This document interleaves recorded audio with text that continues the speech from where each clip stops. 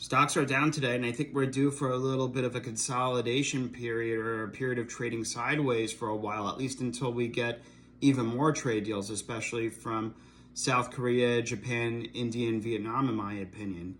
So then I think the market could make new highs. Obviously, we had a temporary China deal that lowered tariffs, which is good news. But we need to see even more trade deals, I think, to make new highs.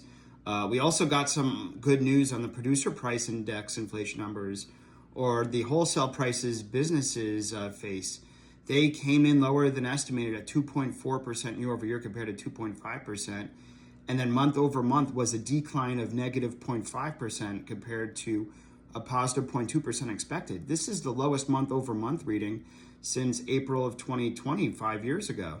And look, it shows that businesses are really eating these costs of tariffs in their margins, and it goes to show you that a lot of economists were all on the same side, saying that tariffs are going to raise prices, and although at face value they do, the bigger thing is the uncertainty and the demand shock and the growth scares from that. Businesses and consumers pull back from that, and in turn, that actually lowers prices in order to capture the demand. Businesses will ultimately have to lower prices, especially down the road, if demand is very low.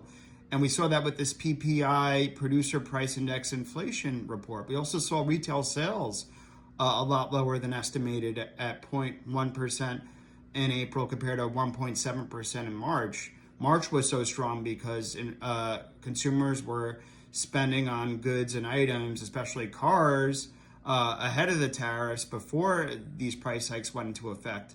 But since a lot of that spending was earlier on, the fact that that was done, and then April we had the growth scare of the tariffs and consumers pulling back, I'm not surprised to see only a 0.1% increase in retail sales. This goes to show you that the economy is weakening because consumer spending accounts for about 2/3 of our economy and GDP. And I think the bigger thing to worry about is a growth slowdown over inflation, at least as of now. That doesn't mean that when the economy fully reopens and we have a new normal with all the trade deals, I think inflation will reaccelerate then. But until then, with tariffs themselves, I wouldn't worry about inflation. I think the Fed should ultimately cut interest rates here, especially with the lower than expected CPI inflation numbers yesterday and PPI inflation numbers today. I think the Fed should cut, and that's my personal opinion, but I think the market will probably trade sideways for a little bit right now.